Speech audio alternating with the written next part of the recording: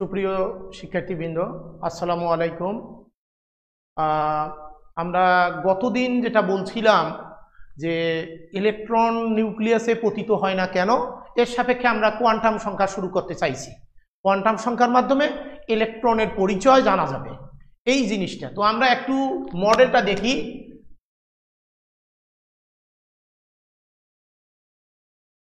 রসায়ন আমরা বলছিলাম পজিটিভ চার্জ নিউক্লিয়াস, বাইরে থাকে ইলেকট্রন,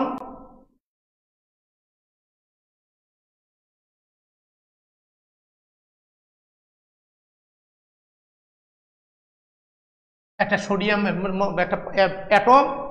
এবার একটা কথা বলি, এখানে পজিটিভ চার্জ আছে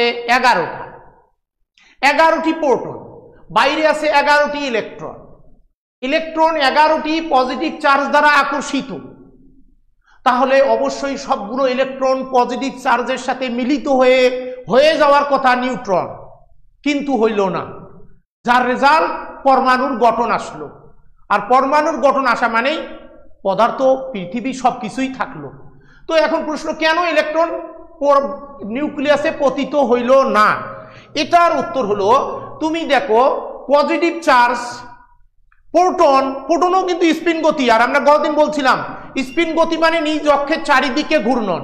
আর নিজ অক্ষের চারিদিকে ঘূর্ণন, এই ঘূর্ণনের যারা এই বৈশিষ্ট্য সম্পন্ন তারা ক্ষুদ্র চুম্বক রূপে আচরণ করে। ইলেকট্রনের ঘূর্ণন এরকম ঘটতেছে একটা, এরকম ঘটতেছে একটা, দুই স্পিন, দুইটা দুই রকম, ঠিক একটা অরবিটালে। সেটা আমরা পরে দেখাবো আবারও। তো বলো তুমি, এটা একটা চুম্বক, এটা একটা চুম্বক, এটা না বলেও যদি আমি বলি এটা ধনাত্মক, এটা ঋণাত্মক আধান, ধনাত্মক ঋণাত্মক আধান। ধনাত্মক আর ঋণাত্মক আধানের মাধ্যমে তৈরি হয় বিদ্যুৎ ক্ষেত্র। আর যেখানে বিদ্যুৎ ক্ষেত্র ক্রিয়েট হয়, সাথে সাথে সেখানে তৈরি হয় ইনডিউসড ম্যাগনেটিক ফিল্ড, অর্থাৎ আবেশিত চুম্বক ক্ষেত্র তৈরি হয়। বিদ্যুৎ ক্ষেত্র যেখানে তৈরি হবে সেখানেই তৈরি হবে আবেশিত চুম্বক ক্ষেত্র। তাহলে এখন বলো, এখানে ইলেকট্রনের এই জায়গাটা টোটাল একটা করে চুম্বক ক্ষেত্র তৈরি হয়ে গেছে।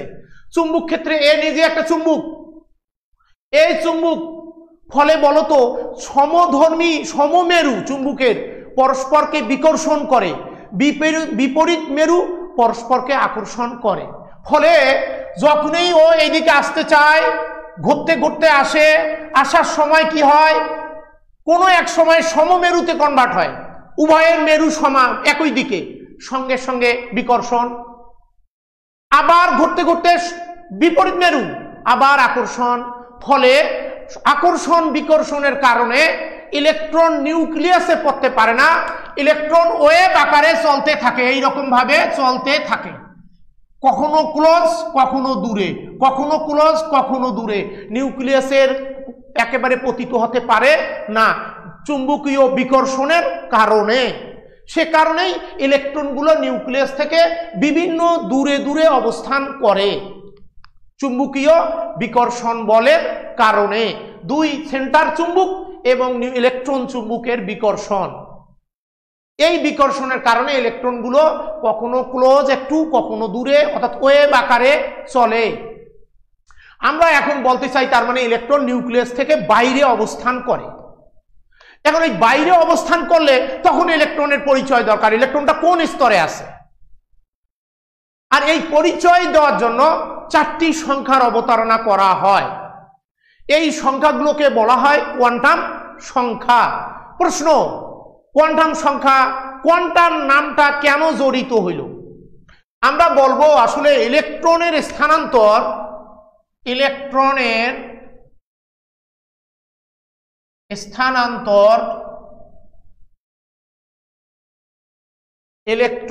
স্থানান্তর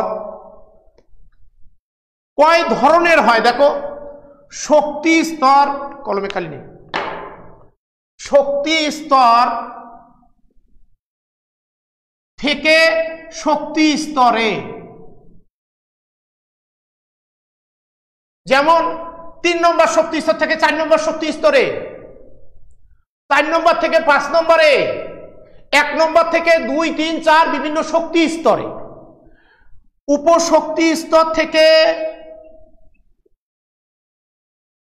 উপশক্তি স্তরে, ইলেকট্রন স্থানান্তর হতে পারে, যেমন 3s থেকে 3p তে, 4p তে, অরবিটাল থেকে অরবিটালে,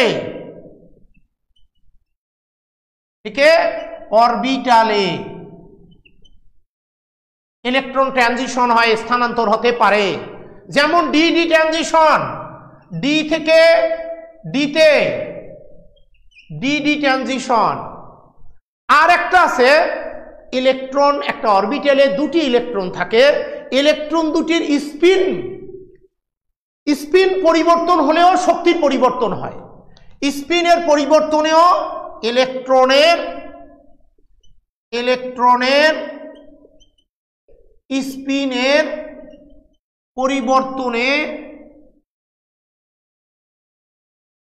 পরিবর্তনেও শক্তির পরিবর্তন ঘটে। আর এই শক্তিগুলো আসলে এই ট্রানজিশন, ইলেকট্রনের এই 4 ধরনের ট্রানজিশন আপাতত ইন্টারমিডিয়েটের জন্য যথেষ্ট। কি বলছি, শক্তি স্তর থেকে শক্তি স্তরে ইলেকট্রন স্থানান্তর হয়, উপশক্তি স্তর থেকে উপশক্তি স্তরে স্থানান্তর হয়, অরবিটাল থেকে অরবিটালে স্থানান্তর হয়। ইলেকট্রনের স্পিন পরিবর্তনেও এক স্পিন ঘড়ির কাঁটার দিক থেকে ঘড়ির কাঁটার বিপরীত দিকে যাবে, বিপরীত থেকে ঘড়ির কাঁটার দিকে আসবে, সেক্ষেত্রেও শক্তির পরিবর্তন ঘটে। আর ইলেকট্রন এই যে শক্তির পরিবর্তন, শক্তির শোষণ বিকিরণের মাধ্যমে এই স্থানান্তরগুলো ঘটে। এই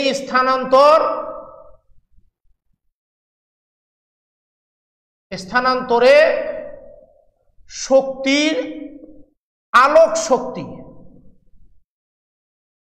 শক্তির শোষণ বা বিকিরণ ঘটে। যদি উপর থেকে নিচে নামে তাহলে বিকিরণ, নিচ থেকে উপরে যায় শোষণ বিকিরণ ঘটে। এখন প্রশ্ন, আলোক শক্তি এর একক হলো, দেখো আলোক কণাগুলোর নাম হলো ফোটন। আলোক কণা, এদের নাম ফোটন, এর নাম ফোটন। একটা ফোটন 1 কোয়ান্টাম শক্তি ধারণ করে, একটি ফোটন 1 কোয়ান্টাম শক্তি ধারণ করে। তার মানে আমরা বলতে পারি আলোক শক্তির একক কোয়ান্টাম, আলোক শক্তির একক কোয়ান্টাম। আলোক কণা ফোটন 1 কোয়ান্টাম শক্তি ধারণ করে, ফলে আমরা বলতে পারি আলোক শক্তির একক কোয়ান্টাম। এই কোয়ান্টাম দেখো, ইলেকট্রন স্থানান্তরে একটি ফোটন মানে 1 কোয়ান্টাম, অথবা তার দ্বিগুণ 2টা ফোটন, 2টি ফোটন 2 কোয়ান্টা, সিঙ্গুলার প্লুরাল, 3টি ফোটন 3 কোয়ান্টা শক্তি শোষণ বা বিকিরণ করে, বা তারও অধিক শক্তি শোষণ বা বিকিরণ করে এই স্থানান্তরগুলো হতে পারে। তার মানে এই স্থানান্তরগুলোতে আলোক শক্তি শোষণ বিকিরণ ঘটে। আর আলোক শক্তির একক হলো কোয়ান্টাম। সেই কোয়ান্টাম পরিমাণ সর্বনিম্ন 1 কোয়ান্টাম বা একটা ফোটন শোষণ বা বিকিরণের মাধ্যমে এই স্থানান্তর সম্ভব হতে পারে। এজন্য এই স্থানান্তরগুলোর সাথে কোয়ান্টাম টার্মটি জড়িত। এর সাপেক্ষে, তার মানে এরা কারা এগুলো করে? ইলেকট্রন করে। ফলে ইলেকট্রনের পরিচয়ের জন্য এই 4 ধরনের স্থানান্তরণের সাপেক্ষে 4টি কোয়ান্টাম সংখ্যার নাম হয়। এটা কোয়ান্টাম শক্তি শোষণ করে হয়, এটা শোষণ করে হয় কোয়ান্টাম শক্তি। ফলে প্রত্যেকটা টার্মের সাথে জড়িত কোয়ান্টাম। অর্থাৎ আমরা একটা ইলেকট্রনের পরিচয় দিতে গেলে কোন শক্তি স্তরে আছে, কোন উপস্তরে আছে, কোন অরবিটালে আছে, তার স্পিন কোন দিকে, এই যে 4টি টার্মের সাথে কোয়ান্টাম টার্মটা জড়িত হয়ে নাম হয় কোয়ান্টাম সংখ্যা। অর্থাৎ একটা ইলেকট্রনের পরিচয় দেওয়ার জন্য 4টি কোয়ান্টাম সংখ্যার প্রয়োজন, 4টি কোয়ান্টাম সংখ্যার প্রয়োজন। আমরা এখন এই কোয়ান্টাম সংখ্যাগুলো বলবো। কোয়ান্টাম সংখ্যা 4টে কি কি?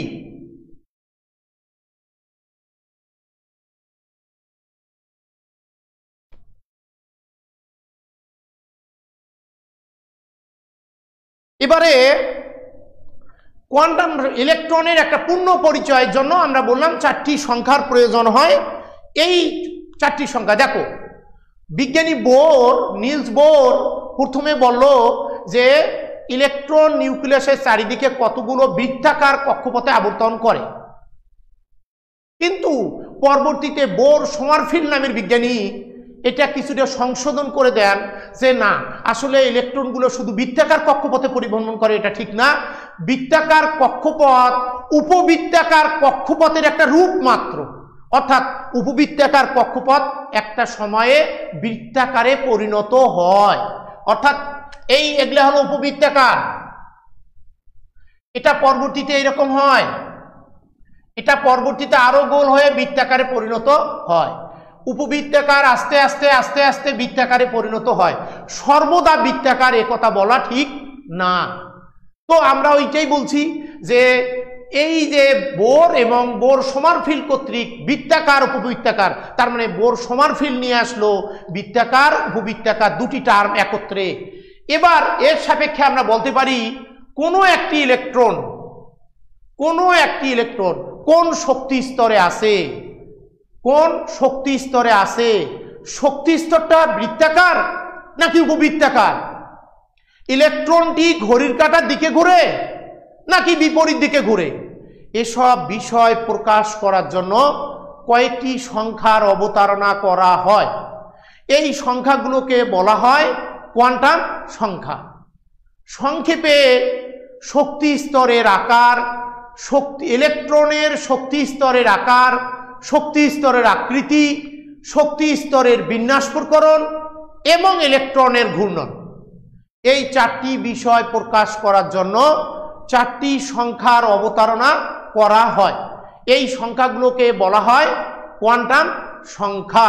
আমি আবারও বলছি, কোনো একটি ইলেকট্রন কোন শক্তি স্তরে আছে, শক্তি স্তরটা বৃত্তাকার নাকি উপবৃত্তাকার, ইলেকট্রনটি ঘড়ির কাঁটার দিকে ঘুরে নাকি বিপরীত দিকে ঘুরে, এসব বিষয় প্রকাশ করার জন্য কয়েকটি সংখ্যার অবতারণা করা হয়।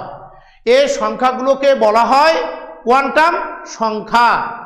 সংক্ষেপে ইলেকট্রনের শক্তি স্তরের আকার, শক্তি স্তরের আকৃতি, শক্তি স্তরের বিন্যাস প্রকরণ এবং ইলেকট্রনের ঘূর্ণন, চারটি বিষয় প্রকাশ করার জন্য চারটি সংখ্যার অবতারণা করা হয়। এই সংখ্যাগুলোকে বলা হয় কোয়ান্টাম সংখ্যা। তাহলে আমি এবার একটু সংজ্ঞাটা লিখে দিতে চাই। কোনো একটি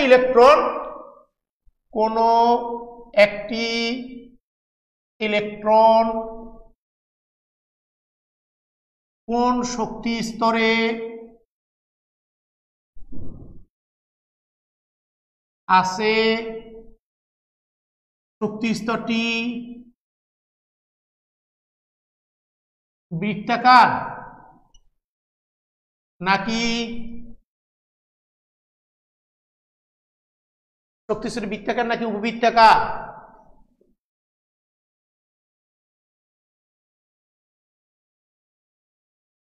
ইলেকট্রনটি ঘড়ির কাঁটার দিকে ঘুরে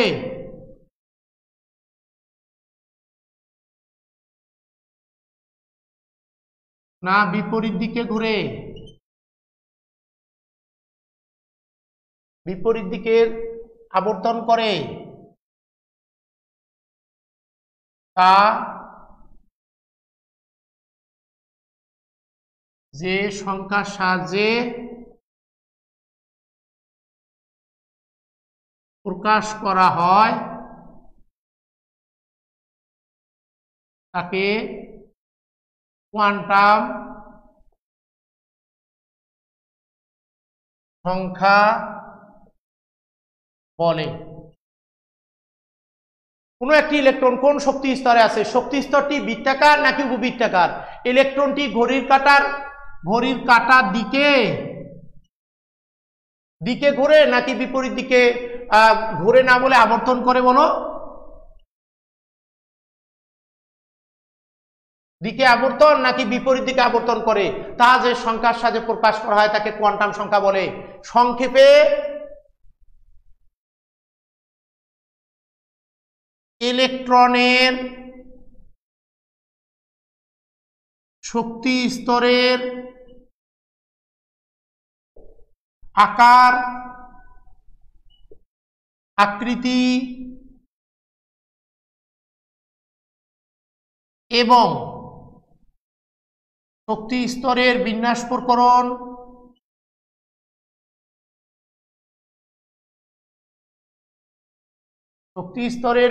প্রকরণ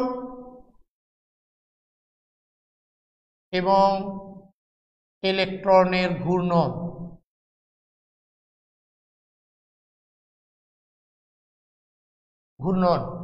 সংক্ষেপে ইলেকট্রনের শক্তি স্তরের আকার, শক্তি স্তরের আকৃতি, শক্তি স্তরের বিন্যাস প্রকরণ এবং ইলেকট্রনের ঘূর্ণন, এই চারটি বিষয়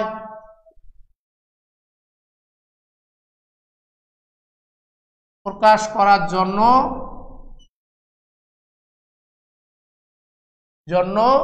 চারটি সংখ্যার অবতারণা করা হয়। চারটি সংখ্যার অবতারণা করা হয়, এদেরকে কোয়ান্টাম সংখ্যা বলে।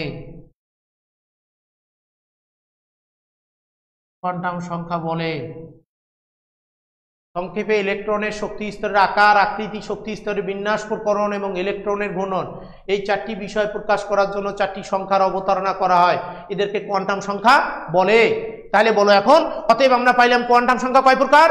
কোয়ান্টাম সংখ্যা পাইলাম 4 প্রকার। এবং এটা আমরা আগেও দেখিয়েছি যে ইলেকট্রনের স্থানান্তরের সাথে এটা দেখাইছি সম্পর্ক তৈরি করে, যে ইলেকট্রনের স্থানান্তরের কারণে আমরা দেখলাম ওখানে 4 ধরনের স্থানান্তর কমপক্ষে।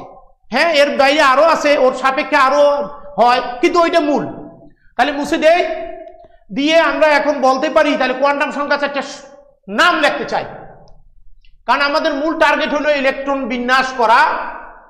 কেন ইলেকট্রনগুলো নিউক্লিয়াসের বাইরে থাকে সেটা বলা হয়েছে, এবং ইলেকট্রনগুলো এবার বাইরে থাকলে কিভাবে বিন্যাস দেওয়া হবে সেইটা কিভাবে করা হয়।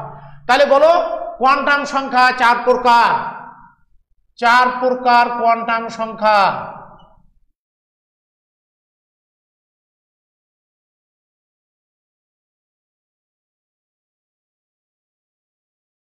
এক, প্রধান কোয়ান্টাম সংখ্যা।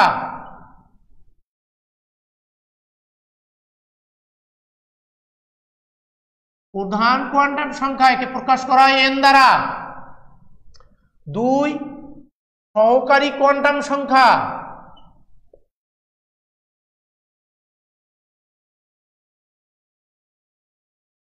একে প্রকাশ করা হয় l দ্বারা, small l।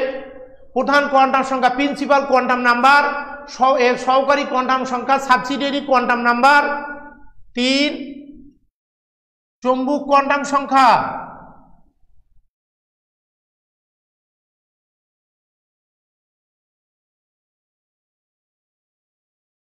m। 4, spin quantum সংখ্যা।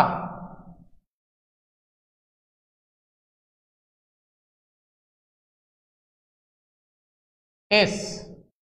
এটাকে ms দ্বারাও প্রকাশ করে, ms। শুধু s দিয়েও চলবে, স্পিন।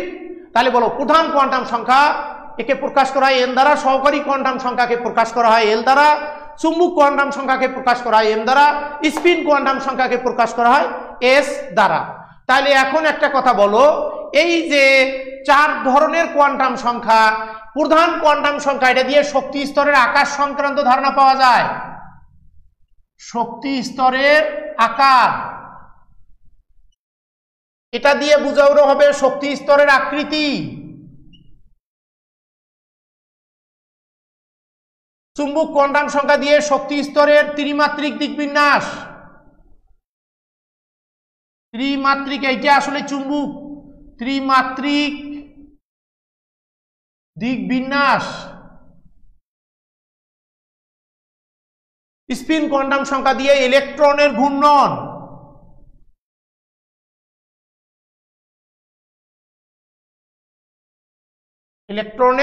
ঘূর্ণন। তাহলে এখন একটা কথা বলো, শক্তি স্তর সংক্রান্ত কোয়ান্টাম সংখ্যা কয়টি? 1, আকার। 2, আকৃতি। 3 শক্তি স্তরে ত্রিমাত্রিক দিকবিন্যাস। এই তিনটি হলো শক্তি স্তর সংক্রান্ত কোয়ান্টাম সংখ্যা। আর ইলেকট্রনের ঘূর্ণন, ইলেকট্রনের নিজের বর্ণনা হলো একটা। এমসিকিউ, শক্তি স্তর সংক্রান্ত কোয়ান্টাম সংখ্যা কয়টি? শক্তি স্তর সংক্রান্ত কোয়ান্টাম সংখ্যা কয়টি? 1 নম্বর হলো শক্তি স্তরের আকার, 2 নম্বর শক্তি স্তরের আকৃতি, 3 নম্বর শক্তি স্তরের ত্রিমাত্রিক দিকবিন্যাস। এই তিনটি হলো শক্তি স্তর সংক্রান্ত। আর 4 নম্বর হলো ইলেকট্রনের ঘূর্ণন, স্পিন কোয়ান্টাম সংক্রান্ত।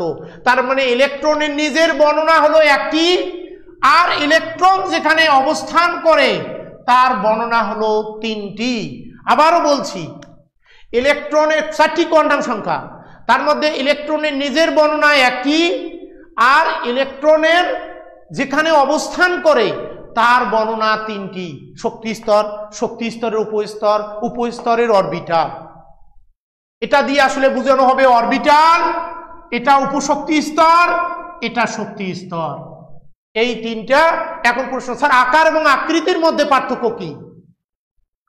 আকার হলো ধারণা। ইলেকট্রনটি 2 নম্বর 1 2 3 4, 1 2 3 4 বলা হচ্ছে ইলেকট্রনটা 3 নম্বর শক্তি স্তরে আছে, সঙ্গে সঙ্গে ধারণা করব 3 নম্বর শক্তি স্তর, এটা 2 অপেক্ষা বড়, 4 অপেক্ষা ছোট। আবার বলছি, কি বললাম? 2 অপেক্ষা বড় কিন্তু 4 অপেক্ষা ছোট, একটা ধারণা পাইলাম। কিন্তু যখনই বলবো আকৃতি, তখন ওই 3 নম্বর শক্তি স্তরটার প্রকৃত গঠন কেমন সেটা বের করতে হবে। সুনির্দিষ্ট কাঠামো, সেই কাঠামোটা হলো আকৃতি। সাইজ এবং শেপ। সাইজ হলো ধারণা, আকার বড়, কত বড়, কেমন প্রকৃতির, শুধু এইটুক। আর প্রকৃত গঠনটা জানার জন্য আমরা বলবো আকৃতি। বুঝছি? তাহলে আমি এখন বলতে চাই যে শক্তি স্তরের আকার, শক্তি স্তরের আকৃতি, শক্তি স্তরের ত্রিমাত্রিক দিকবিন্যাস এবং ইলেকট্রনের ঘূর্ণন। প্রশ্ন দিল তোমাকে, কোয়ান্টাম 4টি কোয়ান্টাম সংখ্যার তাৎপর্য লিখো। এই এক কথায় তাৎপর্য এটা। কি প্রশ্ন? কোয়ান্টাম সংখ্যার তাৎপর্য লিখো, সাথে সাথে উত্তর দিব। কোয়ান্টাম সংখ্যার তাৎপর্য হলো প্রধান কোয়ান্টাম সংখ্যার সাহায্যে শক্তি স্তরের আকার সংক্রান্ত ধারণা পাওয়া যায়। সহকারী কোয়ান্টাম সংখ্যার সাহায্যে শক্তি স্তরের আকৃতি সংক্রান্ত ধারণা পাওয়া যায়। চুম্বক কোয়ান্টাম সংখ্যার সাহায্যে শক্তি স্তরের ত্রিমাত্রিক দিকবিন্যাস, ইলেকট্রনের ওরিয়েন্টেশন বিভিন্ন দিকে বিস্তৃত হয় সেটা সম্পর্কে ধারণা পাওয়া যায়। আর স্পিন কোয়ান্টাম সংখ্যার সাহায্যে ইলেকট্রন ঘূর্ণন, ইলেকট্রনের ঘূর্ণন, স্পিন ঘূর্ণন কোন দিকে ঘুরে, ঘড়ির কাঁটার দিকে না বিপরীত দিকে। আবারও বলছি, প্রশ্ন কি? প্রশ্ন হলো কোয়ান্টাম সংখ্যার তাৎপর্য বিশ্লেষণ করো। কোয়ান্টাম সংখ্যার তাৎপর্য হলো প্রধান কোয়ান্টাম সংখ্যা এর সাহায্যে শক্তি স্তরের আকার, সহকারী কোয়ান্টাম সংখ্যার সাহায্যে শক্তি স্তরের আকৃতি, চুম্বক কোয়ান্টাম সংখ্যার সাহায্যে শক্তি স্তরের ত্রিমাত্রিক দিকবিন্যাস এবং স্পিন কোয়ান্টাম সংখ্যার সাহায্যে ইলেকট্রনের ঘূর্ণন। এই 4টি কোয়ান্টাম সংখ্যা দিয়ে 4টি জিনিস সংক্রান্ত ধারণা পাওয়া যায়। তাৎপর্য এই। তাহলে আমরা এখন এটা মুছে দিয়ে আমরা প্রধান কোয়ান্টাম সংখ্যা নিয়ে কথা বলবো একটু। আসলে মূলত আমাদের শুরুটা এখান থেকে গুরুত্বপূর্ণ, এটা সম্পর্কে ধারণা দিয়ে আমরা এটাতে আসব। মুছে দিলাম।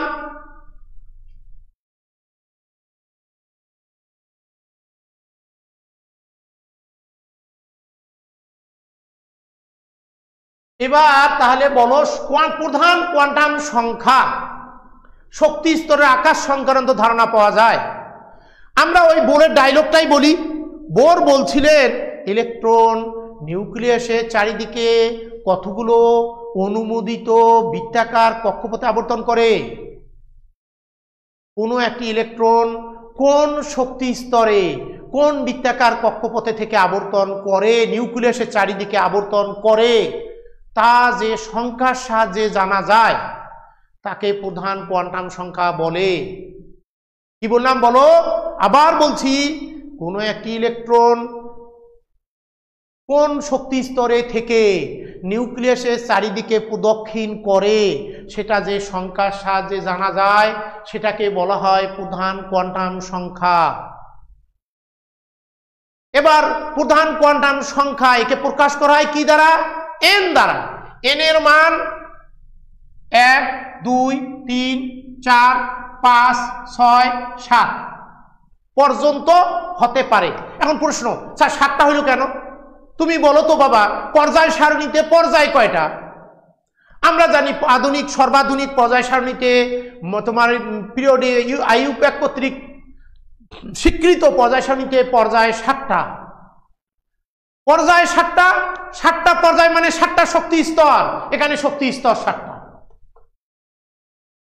পর্যায় 7টা, শক্তি স্তরও 7টা। যতটি প্রত্যেকটা পর্যায় মানে একটা করে শক্তি স্তর, প্রত্যেকটি পর্যায় একটা করে শক্তি স্তর। তাহলে বলো পর্যায় 7টা, শক্তি স্তরও 7টা।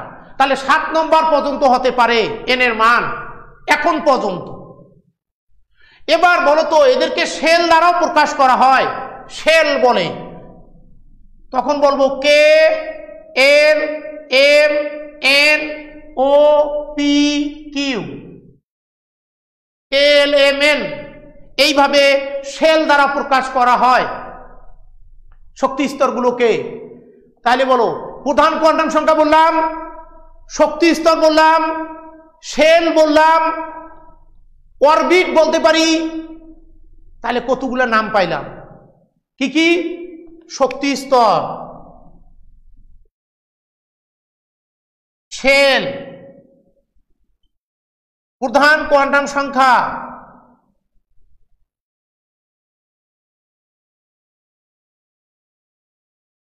শক্তি স্তর, শেল, অরবিট, কক্ষপথ। তাহলে বলো এই প্রধান কোয়ান্টাম সংখ্যা, প্রধান কোয়ান্টাম সংখ্যাকে শক্তি স্তর বলে, শেল বলে, অরবিট বলে, কক্ষপথ বলে, যে কোনোটাই তুমি বলতে পারো।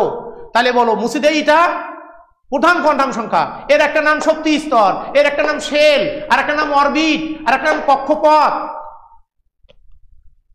তাহলে বলো এবার বলতেছে এই যে সংক্ষেপে ইলেকট্রনের শক্তি স্তরের আকার প্রকাশ করা হয় যে কোয়ান্টাম সংখ্যার সাহায্যে তাকে প্রধান কোয়ান্টাম সংখ্যা বলে। কি বললাম? সংক্ষেপে ইলেকট্রনের শক্তি স্তরের আকার প্রকাশ করা হয় যে কোয়ান্টাম সংখ্যার সাহায্যে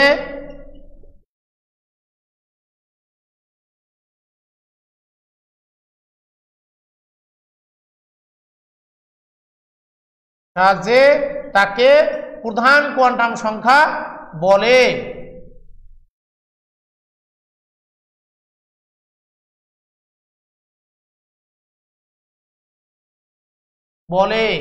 দেখো সংক্ষেপে ইলেকট্রনের শক্তি স্তরের আকার প্রকাশ করা হয় যে কোয়ান্টাম সংখ্যার সাহায্যে তাকে প্রধান কোয়ান্টাম সংখ্যা বলে। এবারে আমরা বলতে চাই তাহলে এবার বলো এই কি দ্বারা প্রকাশ করে? এন দ্বারা। এন এর মান যত বাড়ে শক্তি স্তরের শক্তি তত বাড়ে, শক্তি স্তরে ইলেকট্রন ধারণ ক্ষমতা তত বাড়ে। কি বললাম বলো? এন এর মান যত বাড়ে শক্তি স্তরের শক্তি তত বাড়ে, শক্তি স্তরে ইলেকট্রন ধারণ ক্ষমতা তত বাড়ে। কোনো একটি শক্তি স্তরে ইলেকট্রন ধারণ ক্ষমতা 2n²। তাহলে বলো দিবে মুছে এটা। এবার আমরা বলতে চাই যে প্রধান কোয়ান্টাম সংখ্যা এন এর মান যত বাড়ে, প্রধান কোয়ান্টাম সংখ্যা এন এর মান যত বাড়ে, প্রধান কোয়ান্টাম সংখ্যা এন এর মান যত বাড়ে শক্তি স্তরে বলো শক্তি স্তরের শক্তি তত বাড়ে।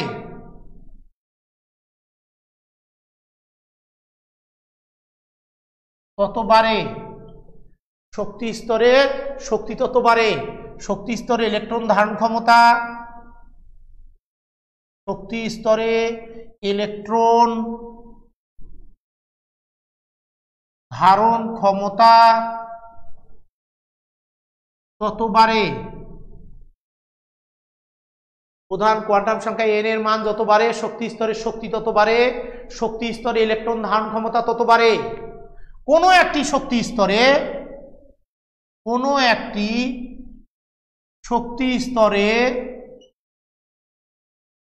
ইলেকট্রন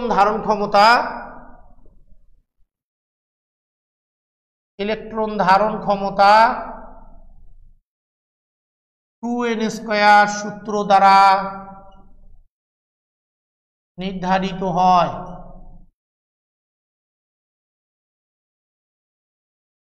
2n² সূত্র দ্বারা নির্ধারিত হয়। প্রধান কোয়ান্টাম সংখ্যা n এর মান যত বাড়ে শক্তি স্তরের শক্তি তত বাড়ে, শক্তি স্তরে ইলেকট্রন ধারণ ক্ষমতা তত বাড়ে। কোনো একটি শক্তি স্তরে ইলেকট্রন ধারণ ক্ষমতা 2n² সূত্র দ্বারা নির্ধারিত হয়। ওকে, এই 2n² ফ্যাক্টর। তাহলে আমরা জানি n এর মান 1, 1 নম্বর শক্তি স্তর 1 বসাও, 1 নম্বর শক্তি স্তরে ইলেকট্রন ধরে 2টি। 2 বসাও, 2² 2 নম্বর শক্তি স্তরে ইলেকট্রন ধরে 8টি। এইভাবে তুমি বের করে দেখাইতে পারো। দেখো n এর মান n = 1, সূত্র হলো 2n²। বসাও n এর মান 1, বসাইলে কত পাবো? 1 বসাইলে 2টি, n এর মান 2, বসাও এখানে 2 × 2² = 8, n এর মান 3, বসাও 2 × 3² 18। এইভাবে তুমি n এর মান 1 2 3 4 5 6 বের করে দেখাতে পারো। কোন শক্তি স্তরে কতটি ইলেকট্রন ধরে তুমি বের করতে পারবে। বলো, এবারে আমরা যেটা চলে যাচ্ছি সেটা হলো সহকারী কোয়ান্টাম সংখ্যা। এটা খুব গুরুত্বপূর্ণ এবং এখান থেকে পরীক্ষার প্রশ্ন আসবেই।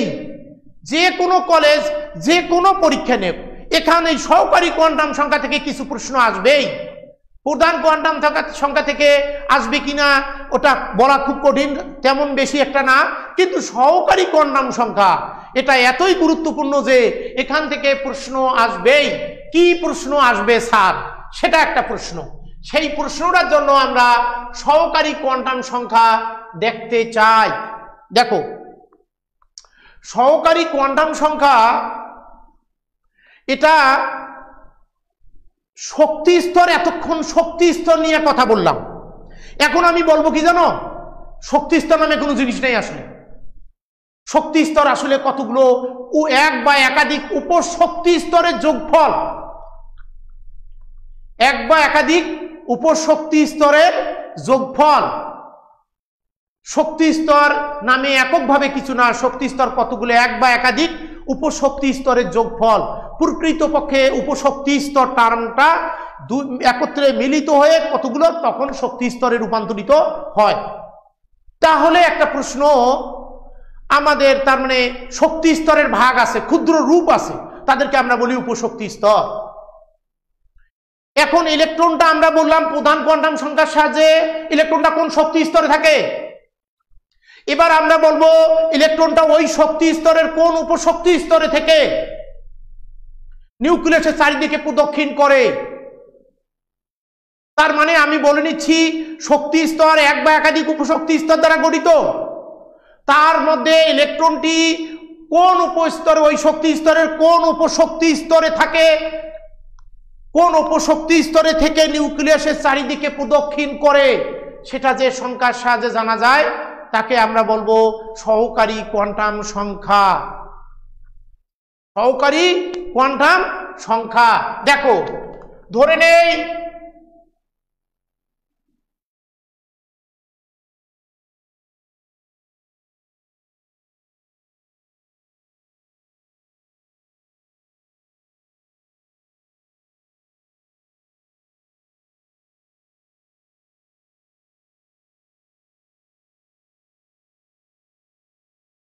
এগুলো সব শক্তি স্তর। 1 নং 2 3 4 এগুলো শক্তি স্তর। এই যে শক্তি স্তরগুলো আমরা সিলেক্ট করছি প্রধান কোয়ান্টাম সংখ্যা পড়ানোর সময় আমার ইলেকট্রনটা 3 নম্বর শক্তি স্তরে অবস্থান করে। কয় নম্বর? প্রধান কোয়ান্টাম সংখ্যার সাহায্যে আমি নির্বাচন করছি আমার ইলেকট্রনটা ধরে নিছি 3 নম্বর শক্তি স্তর। কোয়ান্টাম সংখ্যার সাহায্যে পড়ানোর সময় আমি ধরে নিছি 3 নম্বর শক্তি স্তরে ইলেকট্রনটি অবস্থান করে। এবার আমরা সহকারী কোয়ান্টাম সংখ্যা পড়ানোর সময় আমরা এখন দেখতে চাই আসলে 3 নম্বর শক্তি স্তর কয়টি উপশক্তি স্তর দ্বারা গঠিত। যখন আমি এটা দেখতে চাই, মনে করো একটা জিনিস, সহকারী কোয়ান্টাম সংখ্যা এই শক্তি স্তরের দরজার চাবি। আমরা শুধুমাত্র এইটুক প্রধান কোয়ান্টাম সংখ্যা দিয়ে ধারণা পাইছি যে ইলেকট্রনটি 3 নম্বর শক্তি স্তরে থাকে, যা 4 থেকে ছোট, 2 থেকে বড়, এইটুক ধারণা পাইছি এটা দিয়ে। সহকারী কোয়ান্টাম সংখ্যা পড়তে এসে দেখি সহকারী কোয়ান্টাম সংখ্যা হলো শক্তি স্তরের দরজা চাবি। যেই চাবিটা দিয়ে দরজাটা খুললাম, খোলার সাথে সাথে দেখি আরে 3 নম্বর শক্তি স্তর 3 ভাগে বিভক্ত, অর্থাৎ 3 নম্বর শক্তি স্তর 3টি উপশক্তি স্তর দ্বারা গঠিত। 3টি উপশক্তি স্তর দ্বারা গঠিত। তার মধ্যে ইলেকট্রনটা এখানে শুয়ে আছে, তার অর্থ ইলেকট্রনটা 3 নম্বর শক্তি স্তরে 2 নম্বর উপশক্তি স্তরে অবস্থান করে। তাহলে বলো আমি এই 3 নম্বর শক্তি স্তরের গঠন এবং ইলেকট্রনটা তার কোথায় আছে কিভাবে জানতে পারতেছি? সহকারী কোয়ান্টাম সংখ্যার সাহায্যে। সহকারী কোয়ান্টাম সংখ্যার সাহায্যে। আবার বলো, কি বললাম? যে আমরা প্রধান কোয়ান্টাম সংখ্যার সাহায্যে জানতে পারছি ইলেকট্রনটা 3 নম্বর শক্তি স্তরে আছে। এইটুক 3 নম্বর কেমন? 4 থেকে ছোট, 2 থেকে বড়। কিন্তু যখনই আমি সহকারী কোয়ান্টাম সংখ্যা আসলাম, সঙ্গে সঙ্গে আমি দেখলাম 3 নম্বর কোয়ান্টাম শক্তি স্তর 3টি উপশক্তি স্তর দ্বারা গঠিত। তার মধ্যে ইলেকট্রনটি 2 নম্বর উপশক্তি স্তরে অবস্থান করে। দেখা যাচ্ছে 2 নম্বরে ইলেকট্রনটি অবস্থান করতেছে। তাহলে বলো সহকারী কোয়ান্টাম সংখ্যার সাহায্যে ইলেকট্রনের অবস্থান সুনির্দিষ্টভাবে জানতে পারলাম কিনা? প্রধান কোয়ান্টাম সংখ্যার চেয়ে সহকারী কোয়ান্টাম সংখ্যার সাহায্যে ইলেকট্রনের সুনির্দিষ্ট অবস্থান। চুম্বক কোয়ান্টাম সংখ্যার সাহায্যে আরো সুনির্দিষ্ট, এবং ইলেকট্রনটা হাত দিয়ে ক্যাচ করব, ধরবো। তাহলে বলো সহকারী কোয়ান্টাম সংখ্যার সাহায্যে বললাম ইলেকট্রনটা শক্তি স্তরের কোন উপস্তরে থেকে নিউক্লিয়াসের চারিদিকে প্রদক্ষিণ করে। তাহলে লিখি সহকারী কোয়ান্টাম সংখ্যার সংজ্ঞা।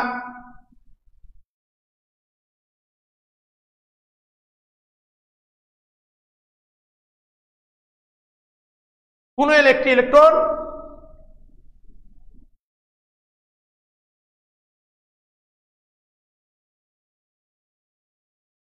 ইলেকট্রন শক্তি স্তরের কোন উপশক্তি স্তরে থেকে শক্তি স্তরের কোন উপশক্তি স্তরে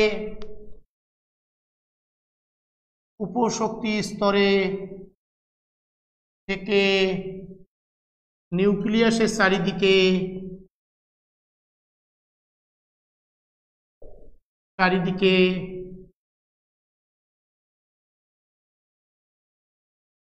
আবর্তন করে তা যে সংখ্যা সাহায্যে জানা যায় তাকে সহকারী কোয়ান্টাম সংখ্যা বলে।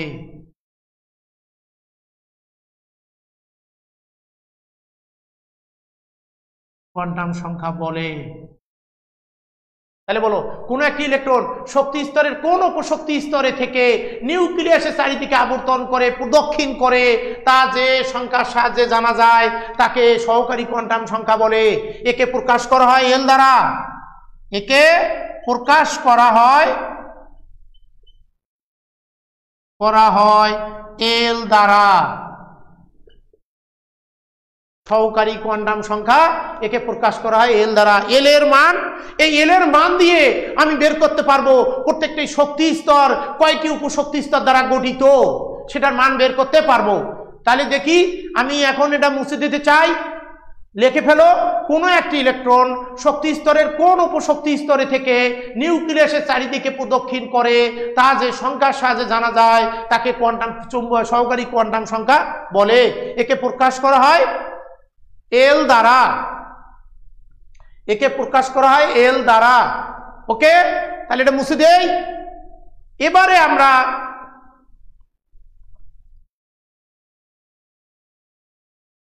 প্রকাশ করা হয় কি দ্বারা? এল দ্বারা। এল এর মান, এল এর মান এল ইজ ইকুয়াল টু 0 থেকে n-1 পর্যন্ত হবে, n-1 পর্যন্ত। এনটা কি? এর প্রধান কোয়ান্টাম সংখ্যা।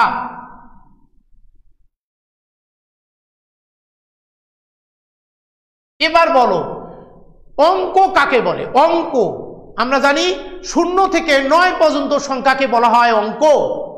সংখ্যা ডিজিট 0 থেকে 9 পর্যন্ত সংখ্যাকে বলে অঙ্ক। তাহলে এখন বলো 0 একটা অঙ্ক, তাৎপর্যপূর্ণ অঙ্ক। 0 থেকে শুরু করে কত পর্যন্ত? n-1 পর্যন্ত। তার মানে n এর মান বসিয়ে এল পাবো, n এর মানের সাথে এল সম্পর্কিত, তার মানে এল n এর ক্ষুদ্র অংশ। তার মানে n ভেঙে এল হয়। ওই যে বলছিলাম শক্তি স্তর কতগুলো উপশক্তি স্তর দ্বারা গঠিত? 3টা। তার মানে এই এনটা 3 ভাগে বিভক্ত, 3টি উপশক্তি স্তর দ্বারা গঠিত। তাহলে এখন প্রশ্ন দে, বলো আমরা বলি n এর মান 1, এল এর মান পাবো কত? বসতো এল ইজ ইকুয়াল টু, বসাও n এর মান 1, 1 - 1, তার মানে বলো এল এর মান 0, একটা সংখ্যা একটি উপস্তর দ্বারা গঠিত। তার মানে 1 নম্বর শক্তি স্তর একটা উপস্তর দ্বারা গঠিত। n এর মান 2, এল এর মান বলো তো কত আসবে? 2টা বসাও এখানে, এই 2 এখানে বসাও, বসালে দেখো তো কত আসে? 2 - 1 মানে 1 পর্যন্ত। সংখ্যা শুরু হচ্ছে কত থেকে? 0 থেকে। তাহলে 0, 1, 2টি মান পাইলাম। তার মানে 2 নম্বর শক্তি স্তর 2টি উপস্তর দ্বারা গঠিত। n এর মান 3, l ইজ ইকুয়াল টু 3 বসাও, 3 বসালে বলতো 3 - 1 মানে 2 পর্যন্ত। অলওয়েজ শুরু থেকে 0 থেকে 0, 1, 2।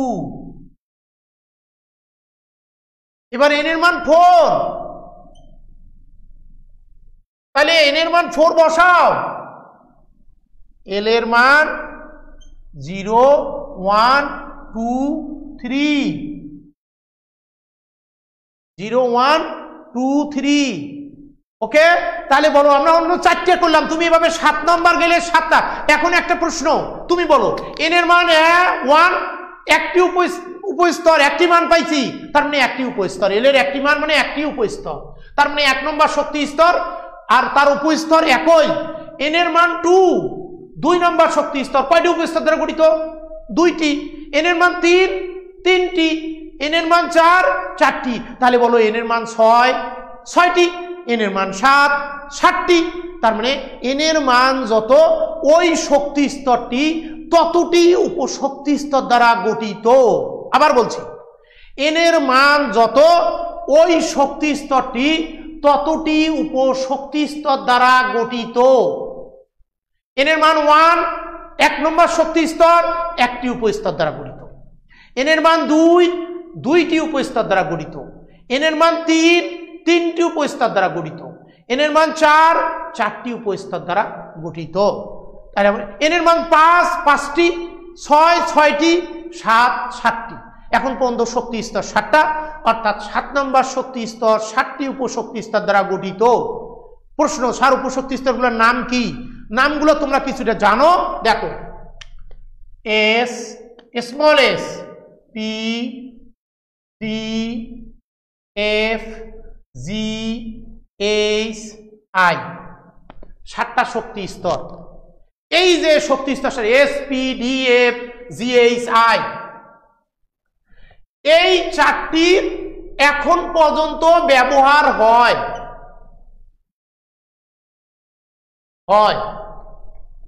আর এই 3টির অস্তিত্ব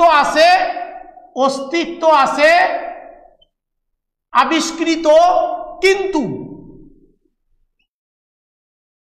ইলেকট্রন প্রবেশ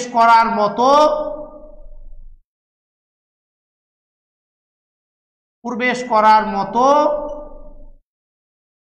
মানে 118তম মৌলে প্রবেশ করে না, ইলেকট্রন প্রবেশ করে নি।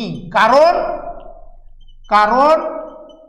118তম ইলেকট্রন 18তম মৌল এখন পর্যন্ত আবিষ্কৃত 118, কারণ 118টি মৌল এর ইলেকট্রন বিন্যাসে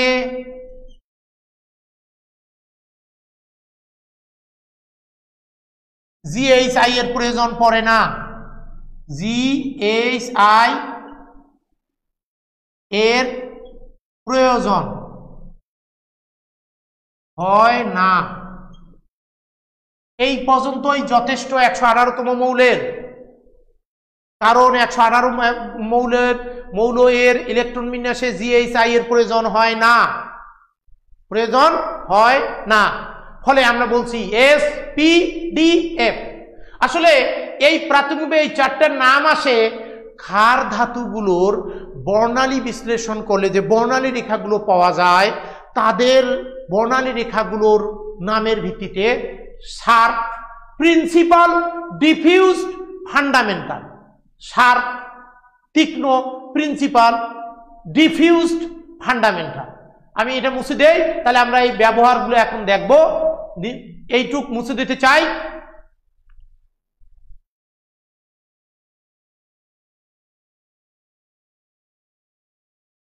এবার বলো, এই যে 4টা এসপিডিএফ সর্বদা উপশক্তি স্তর, প্রত্যেকটা শক্তি স্তরে শুরু হবে এস থেকে। প্রত্যেকটি শক্তি স্তরে প্রথম উপস্তর হবে এস, তারপর যদি প্রয়োজন হয় তাহলে পি, তারপর প্রয়োজন হইলে ডি, তারপর প্রয়োজন হইলে এফ। এভাবে প্রত্যেকবার প্রত্যেকটি শক্তি স্তরে এসপিডিএফ এভাবে ক্রম অনুসারে যাবে। তাহলে এখন প্রশ্ন বলো তো, 1 নম্বর শক্তি স্তর একটি উপস্তর দ্বারা গঠিত, তাহলে উপস্তরটা প্রথম কোন উপস্তর হবে? এস, তাহলে এটা এস। 2 নম্বর শক্তি স্তর বলো তো কয়টি উপস্তর দ্বারা গঠিত? 2টি মান পেয়েছি এল এর, তাহলে 2টি উপস্তর। এই উপস্তর শুরু হয় কোথা থেকে? এস থেকে। তাহলে বলো তো এটা এস, এটা পি। এখন প্রশ্ন, স্যার 1 নম্বর শক্তি স্তরের এটা এস, এটাও এস, এস এসে ঝগড়া লাগবে না? সবাই তুমি ইন্টারমিডিয়েট স্টুডেন্ট, সবার ড্রেস হলো সাদা শার্ট। এখন কোনটা সিটি কলেজ, কোনটা ঢাকা কলেজ, কোনটা পাবলিক কলেজ বুঝবো কেমনে? তখন আমরা তাদের গায়ে লোগো লাগায় দেই না? ঠিক এদের গায়েও আমরা লোগো লাগায় দেবো, 1S। সঙ্গে সঙ্গে লেবেল লাগিয়ে গেল, ও ওটা 1 নম্বর শক্তি স্তরের উপস্তর। 2S, 2P, 2S, 2P। এবার বলো n এর মান 3 নম্বর শক্তি স্তর, তাহলে কি কি মান আসবে? তাহলে 3 নম্বর শক্তি স্তরের উপস্তর 3S, 3P, 3D। 4 নম্বর শক্তি স্তরের উপস্তর সঙ্গে সঙ্গে বলো 4S, 4P, 4D, 4F। এভাবে যদি 5 নম্বর বলি 5 নম্বর, তাহলে বলো তো 5G পর্যন্ত চলে যাবে কিনা? 6 নম্বরে 6H, 7 নম্বরে 7I, এইরকম ভাবে। এখন প্রশ্ন দেখো, তুমি একটা জায়গায় এখানে দেখো তো এল এর মান যখন 0 পাইছি সবগুলা, তখন দেখো তো 1S, 2S, 3s 4s। বাবারা না বুঝলে দেখো আবারও বলছি আমি, n এর মান 1 বসাও, এখানে পেয়েছি 1 বসালে 1 - 1 মানে 0, 0 থেকে 0 মানে 0, 0 একটা সংখ্যা, s উপস্তর, s উপস্তর। n এর মান 2, l এর মান পাইলাম 0 1, এখানে 2 বসাও, 2 - 1 মানে 1 পর্যন্ত, তার মানে 0 1 দুটি মান sp। তিনটি n এর মান 3, 3 বসাও, 0 1 2 তিনটি মান, তার মানে 3s 3p 3d। n এর মান 4, সঙ্গে সঙ্গে l এর মান 0 1 2 3। এবার একটা কথা বলো তো, l এর মান যখনই 0 পাচ্ছি অলওয়েজ দেখো তো 1s 2s, তার মানে 4s s s এর সাথে 0 জড়িত কিনা। তার মানে যখনই l এর মান আমি 0 পাই সঙ্গে সঙ্গে দেখো তো s পাইছি কিনা, 1s 2s 3s 4s, তার মানে অলওয়েজ s। তার মানে বলো তো l 0 হলে s উপস্তর হয়, s এর জন্য l এর মান ফিক্সড 0। এটা যে যত কন্ট্রোল করতে পারবে তার অনেক জায়গায় উত্তর দিতে সুবিধা হবে, কারণ এই জায়গাগুলো এই l এর জন্য spdf এর মান মনে রাখা খুব গুরুত্বপূর্ণ। এবার বলো তো একটা কথা, l এর মান যখন 1 পাইলাম অলওয়েজ, দেখো তো এখানে কি পেয়েছি, 2p 3p 4p always p। তার মানে কি আমরা বলতে পারি l এর মান 1 হলে p উপস্তর হয়, স্মল p। এবার বলো তুমি l এর মান যখনই 2 পাচ্ছি সঙ্গে সঙ্গে দেখো তো আমরা কি পাচ্ছি, 3d 4d t পাচ্ছি, তার মানে l = 2 = d, 2 = d হইছে। এবার তুমি একটা কথা বলো, l এর মান 3, সঙ্গে সঙ্গে দেখো তো কি পাইছি, f, তার মানে l এর মান 3 হলে f উপস্তর হয়, f উপস্তর হয়। তার মানে আবার তুমি বলো, তাহলে l এর s এর জন্য l এর মান কি পাইলাম 0, p এর জন্য l এর মান কি পাইলাম 1, d এর জন্য l এর মান কি পাইলাম 2, f এর জন্য l এর মান কি পাইলাম 3। তাহলে আবার বলো কি, এইখান থেকে বের করে দেখলাম s এর জন্য l এর মান 0, p এর জন্য l এর মান 1, d এর জন্য l এর মান 2, f এর জন্য l এর মান 3। এইটা যত কন্ট্রোল। এবার তাহলে বলো g এর জন্য l এর মান কত বলো তো 4। এবার l = 5 বলো তো কি h, l = 6 = i, 6 = i। তাহলে আবার বলো l এর মান 0 s, l এর মান 1 p, l এর মান 2 d, l এর মান 3 f, l এর মান 4 g, l এর মান 5 h, l এর মান 6 i। এইটা খুব গুরুত্বপূর্ণ, এখানকার প্রশ্নটাই বোর্ডের প্রশ্ন। প্রশ্নটা দেয় কি জানো, এখানে 1 নম্বর শক্তি স্তরে 1s আছে, আমাদের প্রশ্ন হলো 1p এর অস্তিত্ব নেই কেন, 1p এর অস্তিত্ব নেই কেন, এটা হলো প্রশ্ন। এই প্রশ্ন, এই ধরনের প্রশ্নের সমাধান দিয়ে আগামী সপ্তাহে আমরা ক্লাস শুরু করব, এবং আগামী সপ্তাহে আমরা চুম্বক এবং স্পিন কোয়ান্টাম সংখ্যা দিয়ে ব্যাখ্যা দিয়ে আমরা ইলেকট্রন বিন্যাস বের করে নিয়ে আসব, কিভাবে ইলেকট্রন বিন্যাসটা হয়। আজকে এ পর্যন্ত, ওকে, ধন্যবাদ।